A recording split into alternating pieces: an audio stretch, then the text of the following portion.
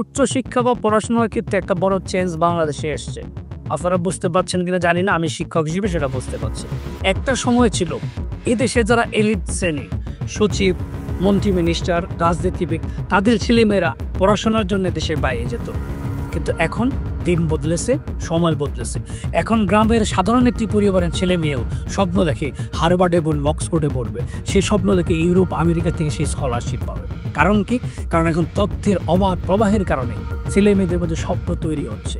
কিভাবে স্বপ্নটা তৈরি হয়, কিভাবে আপনার সন্তানকে আপনার স্বপ্ন তৈরি করবেন, এর কিছু ধাপ আছে, এর কিছু সিস্টেম আছে, কিছু উপায় আছে। আপনি কি চান, আপনার সন্তানকে দিয়ে কি করাতে চান, কোথায় নিয়ে যেতে চান, সেটাকে নিজে একটা প্ল্যান প্রোগ্রাম সাজান।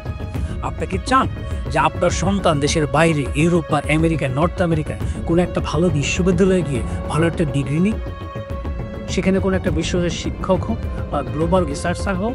যদি তাই চান, তাহলে আপনার সন্তানের সামনে আপনি এমন গল্প করবেন যে গল্পগুলো থাকবে আপনার আত্মীয় স্বজন, বন্ধু বান্ধবে কে ইউরোপ, আমেরিকা বা নর্থ আমেরিকায় গিয়ে ভালো আছে, সুন্দর আছে, পড়াশোনা করে সফল হয়েছে, শিক্ষক হয়েছে, গবেষক হয়েছে, বিজ্ঞানী হয়েছে, দার্শনিক। অর্থাৎ এই মানুষগুলোর গল্প আপনি আপনার সন্তানের সাথে প্রতিনিয়ত করবেন এবং সন্তানের মনে একটা স্বপ্ন তৈরি হবে যে আমার বাবা মনে হয় এটা চায়, আমার মা মনে হয় এটা আশা করে আমাকে নিয়ে। এরপর আপনি তাকে বিদেশের কোনো একটা ইউনিভার্সিটি বা কোনো পার্টিকুলার দেশ নিয়ে তাকে বিভিন্ন ভিডিও দেখতে বলবেন, এই দেশ নিয়ে বিভিন্ন গল্প করবেন, এই দেশের ভালো ভালো বিশ্ববিদ্যালয়ের গুণগুলো, সেই বিশ্ববিদ্যালয়ের অর্জনগুলো কি, এসব নিয়ে আলাপ আলোচনা করবেন।